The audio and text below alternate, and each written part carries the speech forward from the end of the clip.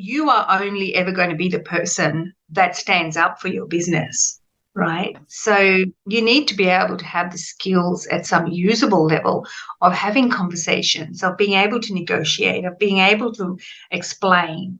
And if your contract is really well drafted, that is where you go back to begin the conversation on your terms. Otherwise, in the absence of a well drafted contract, it's really difficult to start a discussion.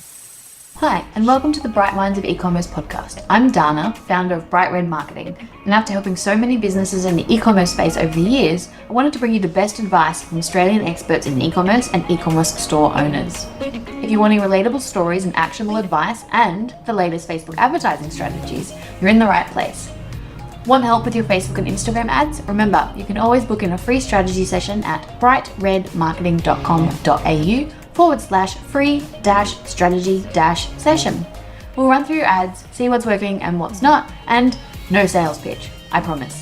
So let's get into today's episode. Today we're here with Shalini from Love Your Legals. Welcome. Thank you, Dana, for having me. So good to have you on the show. Legals is one of those things that people get real caught up in. So I'm really looking forward to our chat. So before we get into it, tell us a little bit about your business and how you got started. My name is Shalini and I'm from Love Your Legals. I help women who are in the small business space with an online presence to have really good agreements in place for their business. So I specialise in contract drafting and advice, and a lot of my work is drafting terms and conditions for online businesses, e-commerce businesses, consultants, coaches, therapists, and e-commerce owners. So yeah, I'm very much in the space of being that part of your business that makes sure that you are having a great customer journey and that your bottom line is maintained or improved, so you're not losing money. It's a little space, but it's a big space. Very big space. Very big space. So just generally speaking, why are having your sort of legals in place and done well, not just stolen from the internet on a random template you copied and downloaded, so important? I draft for women who are very brand conscious. So everything that's to do with their brand on their e-commerce platform, it's important that it's aligned. So your contract must speak to your client, to your customer. It must make sense for them. It must make sense for your business. A lot of things that you copy or templates that you use is actually quite disconnected in structure, form, and content with the actual business that's using them. And so what happens is the owner of the business, you or I, we feel completely disconnected from that contract. We're almost embarrassed to offer it to our customers. We certainly cross our fingers and our toes and hope that nobody comes back to us with an issue because we don't feel confident in our document, in our contract, to be able to refer to them and to it and enforce it.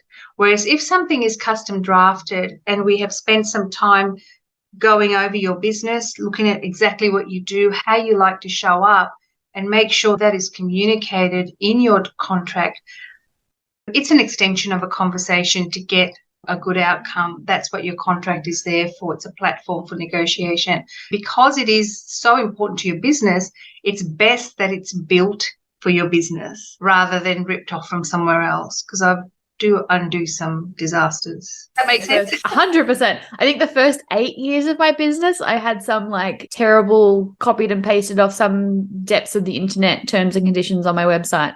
That has finally been done by a professional. But yeah, I think there'd be a lot of people listening that have got that sort of, oh yeah, I stole it from the internet somewhere.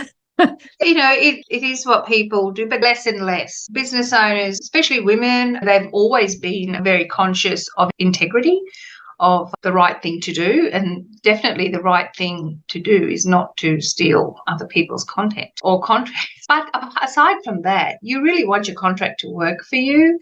Mine was a free one. Having said that, there is the other step around it is to get it reviewed. I mean, it's all good. I get clients and customers who are e-commerce owners all the time who say, look, I've had these terms for a while. I got them from the internet or I put them together myself. It's now time to have it reviewed and tailored for my business. They send it to me. I have a look at it. I make my recommendations as to whether it's fixable. A lot of the time it is, or whether they get a better and cheaper outcome to just have it done again because they're doing things vastly different to when they started. So conversation is what decides that. So if someone's listening and they're like, I've got a couple of things, but I don't know if I have it all. What are the basic agreements, contracts that an e-commerce store needs to have in place? Okay, first of all, before they even get to their terms of sale or the terms relating to the actual sale of the products on the e-commerce site, their website as a whole needs to be covered for general visitors. These are visitors that come on, have a look and leave, okay, that are just dropping their IP address. They might sign up to an opt-in. They might sign up to your newsletter. They might fill in your contact form and ask for some information. They have not bought anything, right? So for those people, you need to have terms of use on your website to cover your shop window, which is what your website is, and a privacy policy, which is GDPR compliant, because these days, if you've got a product, anyone can be buying it from anywhere, unless you specifically don't sell outside Australia or wherever you happen to be. But having said that, it doesn't stop people from outside your area of trading to actually come onto your website and have a look around. So they're still engaging with your website. So you still need your privacy policy to be GDPR compliant. So those two are key for your website. And then once they go into the shop, into the online selling platform, we get to the checkout page. So they've selected their products. At checkout prior to payment, the other most important document is to have your e-commerce policy or your terms of sale. And that is the document that binds them to your processes, to agreeing to purchase those products under these terms. And it should be a tick box agreement every time, not buried in the footer of your website, because no one will see it there. So those would be the three main ones at every e-commerce store. Yes, if you've got an e-commerce store. But in the background, though, you will probably be dealing with your suppliers. So you need to have those documents in place. Like if you are dealing with different suppliers and dealing with different contracts, always pays to get your contract offer to be checked by someone if you're not comfortable with the terms. You'll also maybe having staff in the background of your business, engaging contracting staff, part-time staff or whatever to help you dispatch those goods, pack those goods. So those contracts need to be in place and in place properly. And you also may be using a range of suppliers to help you market your business. So you may be using someone for Facebook ads. You may be using someone to manage your platform, like the back end, do your tweaks to your website. It's really common to be using contractors because a lot of us are the face of our businesses. We are usually us plus a team of contractors. So to have your contractor agreements in place. So on the face of it, it's your terms of use and privacy policy and your e-commerce policy. That is your terms of sales. And then background is your contractor agreements and your supplier agreements and your employment agreements. Yeah, wonderful. When you're working with businesses in this space, is there anything that you find as a common theme that people don't have in place? They don't have a well thought out refund policy in place. It's usually quite wrong. It doesn't comply with consumer law requirements. A lot of people don't understand the service guarantees that they need and the product guarantees they need to comply with in order to refuse a refund. They also don't feel comfortable talking about saying no to a refund. Oh, man. So these are areas of coaching, if you will, that I help business owners do it graciously, tactfully, not to destroy consumer relationships, but to actually feel good about what you're doing, standing in your truth and ensuring that the customer understands why you've made the decision you've made and then to stand by it. A lot of people are also afraid of getting bad reviews online. And so we talk about how we manage that in the responses. Social media is a real animal, has a life of its own. So it does put the fear of God in e-commerce owners when they get a bad review because of a rogue customer. It comes back to the client journey and the level of confidence that an e-commerce owner has in actually fronting their business. Or their team as in fronting their business. I find that really interesting because you and I are obviously in a lot of the same Facebook groups and you would see the same posts I do about people being like, this person wants a refund. And I think that makes so much sense that if you're really confident in your refund policy, it's well thought out, you know that it's 100% legal, you didn't just borrow it from somewhere else and you're not entirely sure, it gives you the confidence to go back and be like, actually, you're not entitled to a refund, or actually legally you are. And if someone comes back to you and says, I'm going to report you, you go, okay, that's fine, because I know that my policy is 100% legit. I think that's a really interesting way of looking at it, because I know sometimes with the refund policy part, they're like, do we just do it? Do we just give them a refund just to stop them being annoying? Because people can get real nasty. But I suppose if you're confident, you're good. Yeah, so that confidence is really an advocacy skill that when I'm drafting for someone and creating their e-commerce policy or their terms of sale, terms and conditions, or whatever you want to call it, that's like a built-in part of that process, is to ensure that advocacy or confidence is addressed during the drafting process, because it's really important that you understand the document. To be confident in your refund policy or your terms of sale, even in your product, you need to know about it and understand it.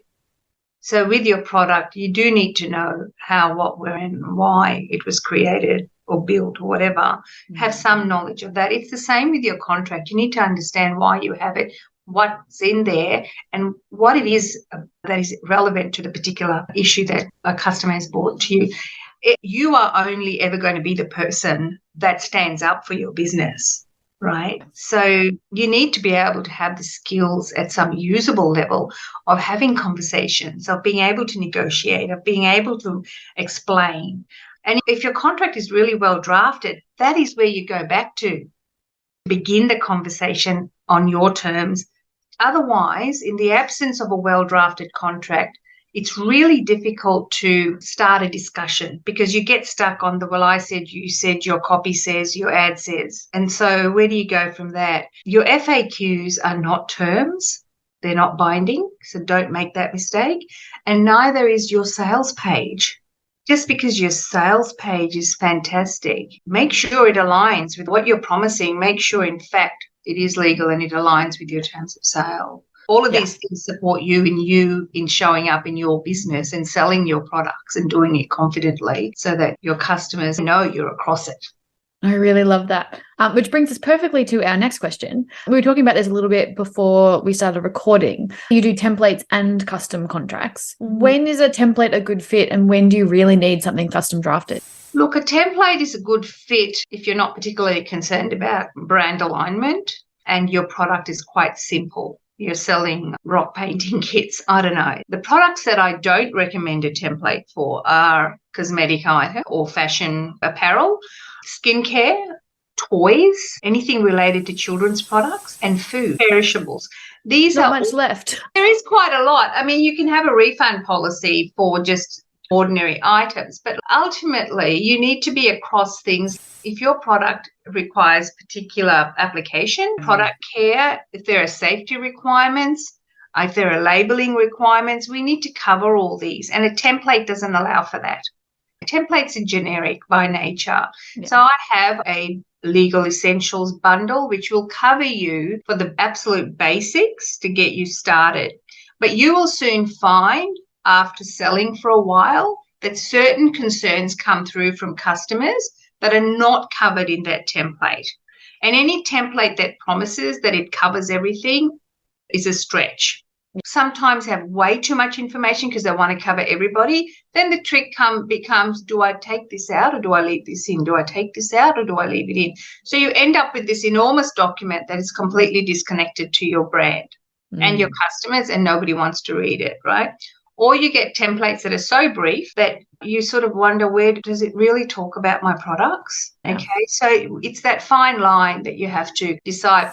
Personally, I think if your products have special requirements like product care, like safety care, like allergic reactions, you should get advice. It should be custom drafted for your product range.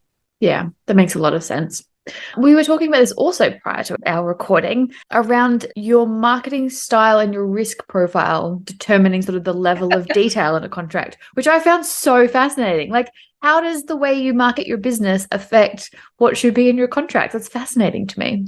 First of all, your contract and your marketing should be aligned. So whatever you're promising in your marketing makes sense. But I think what you're referring to, Dana, is how important it is to actually speak to the business owner and get an indication of what kind of risk perception they have. Are they risk averse or are they okay with risk. So some people are just happy not to have a conversation and refund. First sign of an inquiry, here's your money back. Yeah.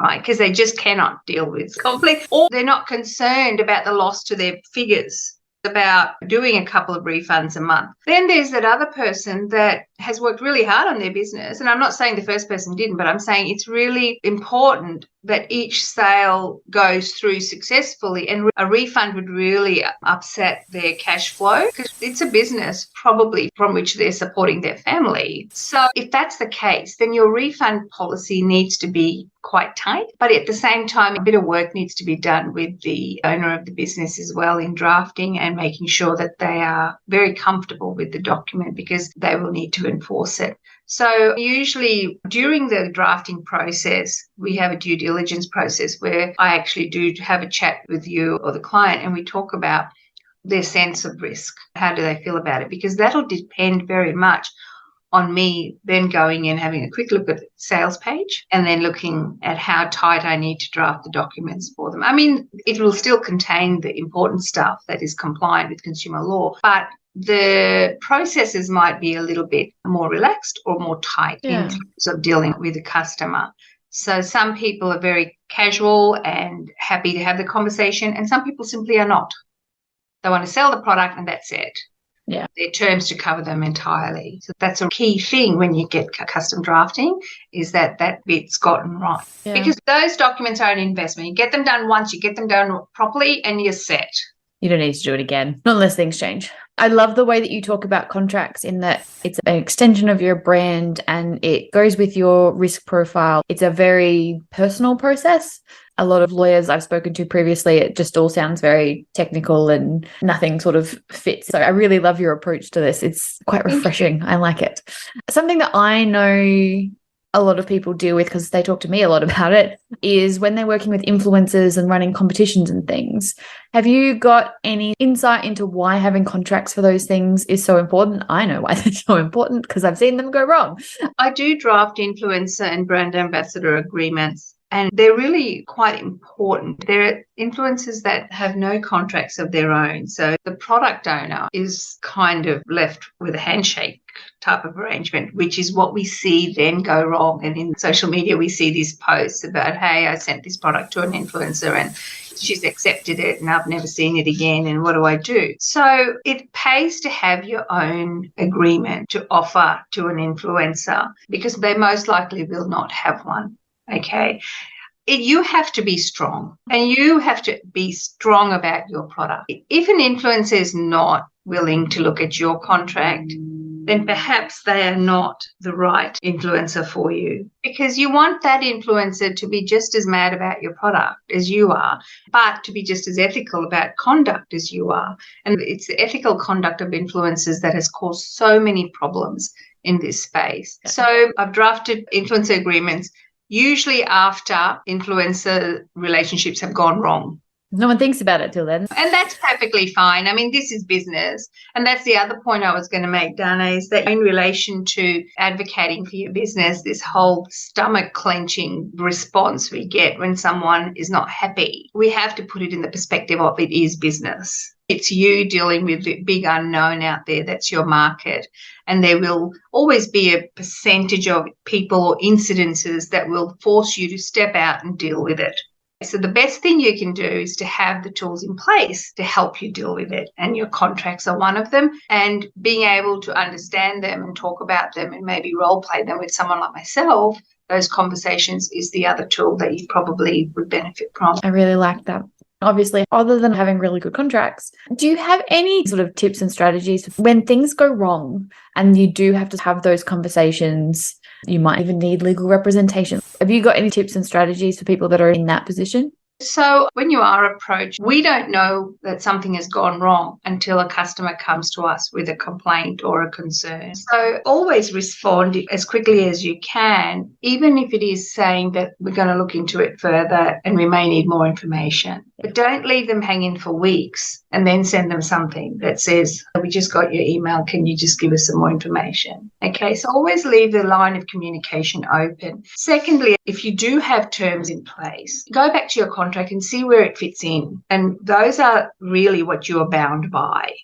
Now, you can choose to set that aside because it is your contract and meet the client halfway or the whole way, or you can choose to enforce it and say, look, our terms are this. I would always say to you, make an effort to resolve, acknowledge if there is a concern. But the most important thing about customer concerns and complaints is that it's an opportunity for improvement. Clearly, something has occurred. It could be all the client or the customer, or it's something in your processes needs improvement. So look at it as that opportunity, as, okay, I need to do this better. And the client has raised that with me. So let's fix that issue for that product, whether it is a refund, a partial refund, or a replacement of a product, or I'm sorry, but there is no refund for change of mind, for example. But all of these things, start the conversation like you hope to finish it, which is respectfully.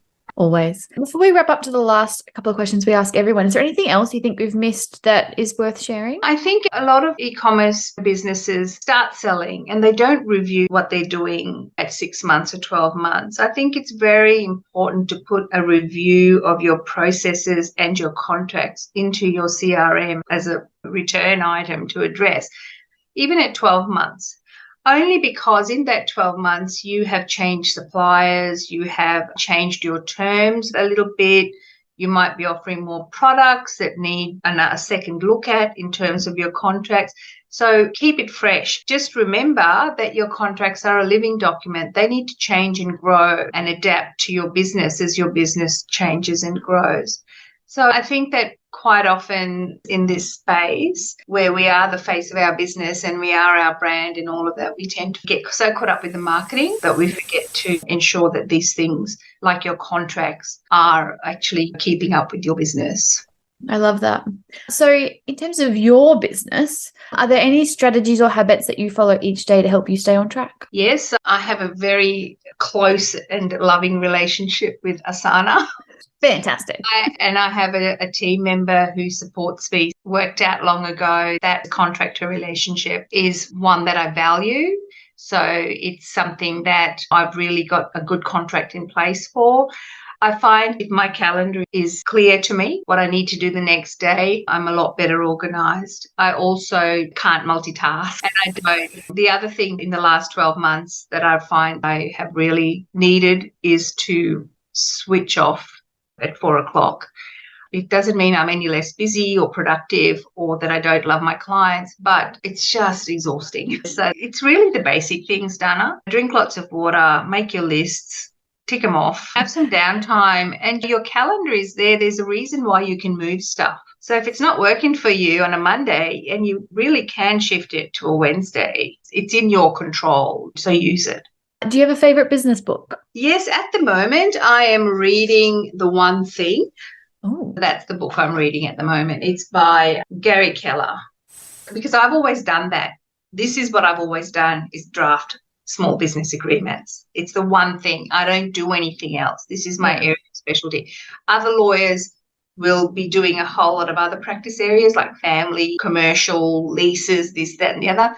I'll do a little bit of commercial work, but my focus is the one thing. yes. I draft great contracts. Do you have a favourite podcast? I do have a favourite podcast at the moment. It's with Susan Daphnis. It's called Content Sells, because I've built my business on educational content for small business owners. So I did that organically and more instinctively. And so now I'm thinking I'm enjoying that because it's giving me a little bit more validation for the kind of content that I have been producing. Yeah. There's a couple of other ones too, but they're not really related to business. Look, most of the ones that people recommend aren't. It's mostly crime podcasts. I'm more of a music listener. I'm a big fan of the quiet walks where there's no music, there's no noise. Yes, I've started that too. I have a nice little lake I can walk around. There's lots of birds and nature sounds, and I find that very calming. And if people are as impressed by you as I am after this, how is the best way for them to find you, work with you, and get your eyes on their contracts? I'm happy to speak to you or to anyone about their contracts. My website is easy to find. It's called Love Your Legals. My Facebook business page is called Love Your Legals. And I believe in accessibility. There's a discovery call you can book on my website. A lot of people message me through my business page, which is also leads to the booking link for a chat. And my email address is on the website. It's my shop window. That's fantastic. Well, thank you so much for joining us. I have learned a lot. So I hope everyone listening has also learned a lot. And again, thank you so much for joining us. You're welcome. Thank you for having me. Thank you for listening to the Bright Minds of E-commerce podcast. As always, you can find the show notes at brightredmarketing.com.au. Thanks for listening.